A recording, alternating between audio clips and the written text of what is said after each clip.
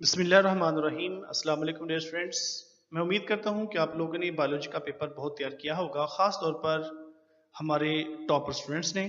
ये जो मैं गेस्ट पेपर पेश करने जा रहा हूँ, ये 3 तरह के स्टूडेंट्स के लिए बहुत हेल्पिंग मटेरियल है, जिसमें टॉप स्टूडेंट्स, मीडियम और दूसरे वीक स्टूडेंट्स शामिल हैं। जो अच्छे स्टूडेंट्स हैं वो इन पेपर्स को गौर से देखें और जज करें कि क्या आप लोगों ने इन क्वेश्चंस को अच्छे तरीके से तैयार किया है। जो मीडियम और वीक स्टूडेंट्स हैं वो भी कम अज़ कम ये पेपर तैयार करके ज़रूर जाएं, और इनके अलावा भी अगर उनको कोई अच्छा मटेरियल मिले तो वो तैयार ज़रूर करें। तो मैं कोशिश ये करूंगा कि आप लोगों के साथ जो मोस्ट इम्पोर्टेंट और रिपीटेड क्वेश्चंस हैं वो डिस्कस करूं। मैंने आप लोगों के लिए 3 पेपर किए हैं, उनमें पेपर 1, 2 और 3 शामिल हैं, और आज मैं आपके साथ पेपर 1 डिस्कस करूंगा, और बाकी भी आप लोग 2 पेपर जो है वो इस फोरम से हासिल कर सकते हैं।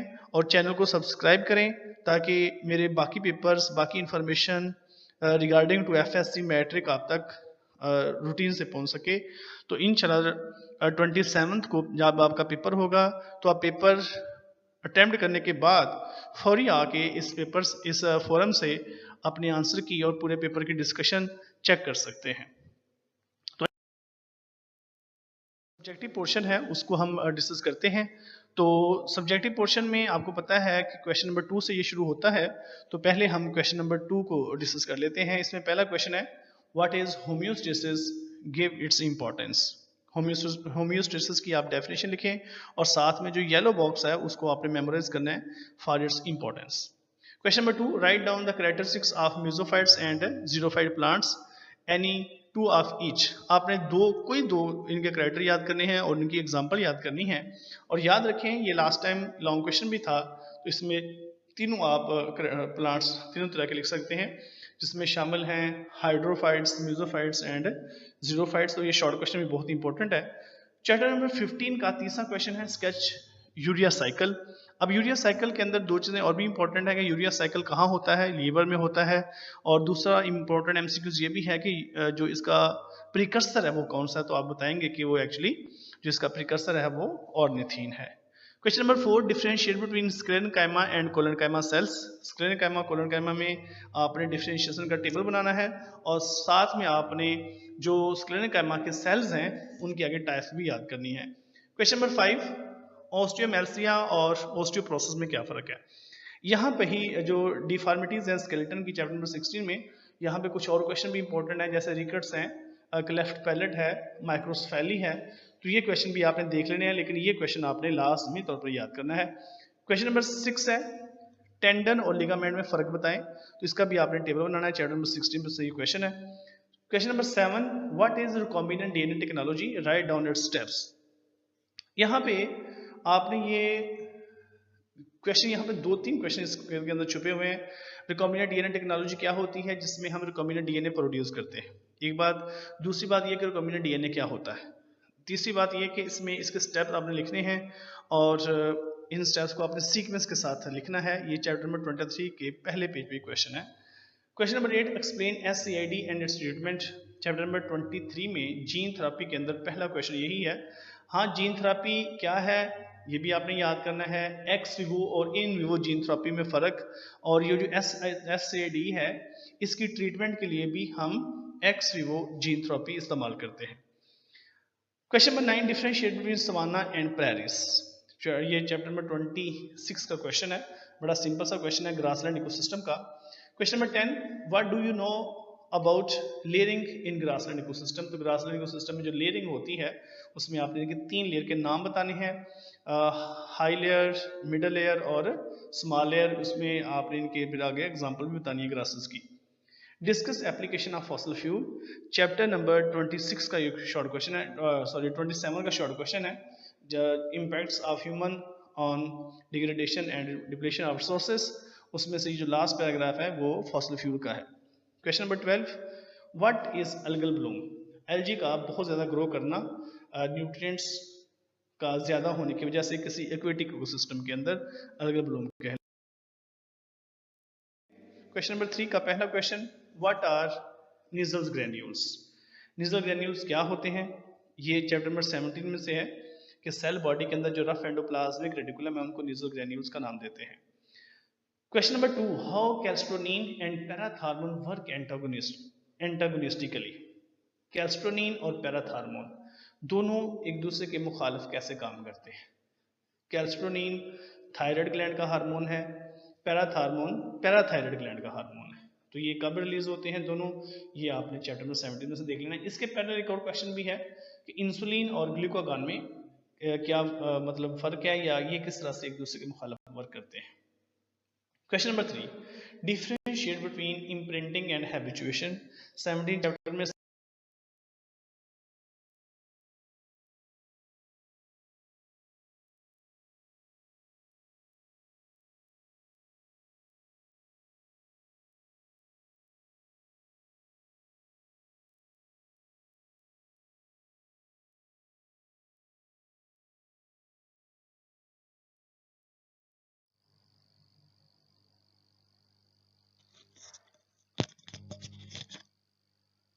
इम्प्रिंटिंग एंड हैबिचुएशन, तो इसमें आपने बताना है कि दोनों में बेसिकली डिफरेंस क्या है। चैप्टर नंबर ये 17 का क्वेश्चन है और ये इंस्टिंक्टिव बिहेवियर और लर्निंग बिहेवियर के दरमियान जो कंपैरिजन है उस टेबल में से क्वेश्चन लिया गया है। नो डाउट कि ये लर्निंग में पाल करता है लेकिन इनडायरेक्टली ये आपका सिलेबस का हिस्सा है। Question number 4, compare parthenocarpy, parthenogenesis and apomixis. 18 chapter में से क्वेश्चन है। What are test tube babies. Question number 6 है, how asexual production difference from sexual production. ये लॉन्ग क्वेश्चन के तौर पर भी आपको पेपर में आ सकता है। क्वेश्चन नंबर 7 है, briefly discuss about gene pool, genotype and phenotype. ये चैप्टर नंबर 22 में से शॉर्ट क्वेश्चन आया है। What are compound sex chromosomes, या इसके पहले क्वेश्चन आ सकता है। व्हाट इज टेस्टिकुलर फेमिनाइजेशन, ये एक येलो बॉक्स के अंदर क्वेश्चन है। ये भी आपने एक्स लिंक्ड रिसेसिव ट्रेट्स के साथ टेबल में देख लेना है। क्वेश्चन नंबर 9 है, differentiate between sex limited and sex influence traits. ये तीनों क्वेश्चन ही चैप्टर नंबर 22 में से आए हैं। क्वेश्चन नंबर 10, व्हाट इज निश, ये चैप्टर नंबर 25 का क्वेश्चन है। Differentiate between biotic and abiotic components. Question number 12, what is parasitism, give its significance. अच्छा, निश क्वेश्चन आया है, इसमें आप लोग याद रखिएगा कि ये जो क्वेश्चन है अगर आप फोर्स, इसमें देखते हैं कौन कौन सा शॉर्ट क्वेश्चन है। What is differentiation explain, chapter number 19 में से क्वेश्चन है कि सेल्स का किसी फंक्शन के लिए स्पेशलाइज होना डिफरेंशिएशन है। इसको अपने वर्डिंग में आपने थोड़ा सा एक्सप्लेन करना है। मेसोडर्म कैसे बनती है, और दूसरा क्वेश्चन ये भी आ सकता है कि ब्लास्टोडर्म क्या होती है। चैप्टर नंबर 19 का क्वेश्चन है। क्वेश्चन नंबर 3, कैरियोटाइप क्या है, इसकी क्रोमोसोम की टाइप्स बताएं। तो आपको पता होना चाहिए कि क्रोमोसोम की पर्टिकुलर अरेंजमेंट को कैरियोटाइप कहते हैं। तो क्रोमोसोम की 4 टाइप्स के लिए आप एक वर्ड याद रख रहे हैं, टाज्म। टेलोसेंट्रिक, ए से एक्रोसेंट्रिक, एस से सब मेटासेंट्रिक और एम से metacentric. Question number 4, what are Okazaki fragments, और इनकी लेंथ प्रोकैरियोट्स और यूकैरियोट्स में डिफर क्यों करती है। तो याद रखिएगा ये लैगिंग स्ट्रैंड डीएनए की रेप्लिकेशन के दौरान ये लैगिंग स्ट्रैंड्स के ऊपर बनते हैं फ्रेगमेंट्स, और जो प्रोकैरियोट्स होते हैं उनमें डीएनए की रेप्लिकेशन बहुत तेजी से होती है। इस वजह से ओकाजाकी फ्रेगमेंट्स की जो लेंथ है वो लंबी होती है और उनमें ज़्यादा न्यूक्लियोटाइड्स होते हैं। यूकैरियोट्स के अंदर जो रेप्लिकेशन का प्रोसेस है वो स्लो होता है और उसमें ये जो लेंथ है इनकी कम होती है। तो नेक्स्ट देखते हैं हम, differentiate between codon and anticodons. Chapter number 20 का क्वेश्चन है। What is mitotic apparatus, chapter number 21 में से। What is cell cycle, sketch it, ये भी इंपॉर्टेंट शॉर्ट क्वेश्चन है। इसमें सेल स्केच भी आपने सेल साइकिल का स्केच भी करना है और साथ में इसकी फेजेस भी आपने याद करनी है, G1, G0, S और G2 फेज। नेचुरल सिलेक्शन में और स्पेशल क्रिएशन में क्या फर्क है, चैप्टर नंबर 24 में से शॉर्ट क्वेश्चन। जेनेटिक ड्रिफ्ट क्या होती है, ये भी इंपॉर्टेंट शॉर्ट क्वेश्चन है। तो ये लॉन्ग सेक्शन 2 में क्वेश्चन नंबर 5 है, होम्योस्टैटिक फंक्शंस ऑफ लीवर। तो इसमें आपने वो टेबल सारा स्केच करना है। टेबल में से भी आपको शॉर्ट क्वेश्चन से याद रखिए आ सकता है, किसी लॉन्ग क्वेश्चन में से आपको शॉर्ट क्वेश्चन आ सकता है। इसका बी पार्ट चैप्टर नंबर 25 में से है, सिम्बियोसिस, इसकी टाइप्स। इसकी टाइप्स में आपने 3 टाइप्स इसमें मेंशन करनी है, म्यूचुअलिज्म, कमेंसलिज्म और पैरासिटिज्म।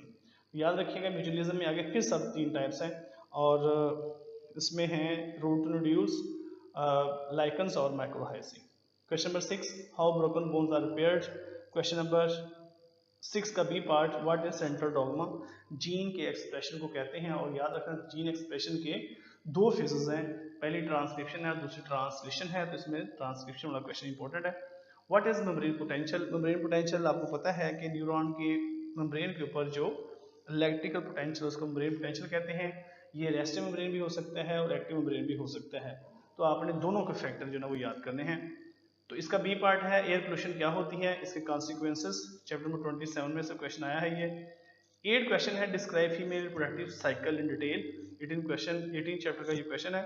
इसका बी पार्ट है चैप्टर नंबर 22 में से what are X linked recessive traits, explain with at least one example. अब एग्जांपल में आपने ये दोनों याद करनी है, हीमोफीलिया भी और colour blindness. Question number 9, explain the process of neurulation in chick development. इस दफा उम्मीद है कि चैप्टर नंबर 19 में से जो लॉन्ग क्वेश्चन आएगा वो चिक की डेवलपमेंट में से आएगा, तो उसमें दो लॉन्ग क्वेश्चन बड़े इंपॉर्टेंट है, चिक न्यूरोलेशन और गैस्ट्रुलेशन।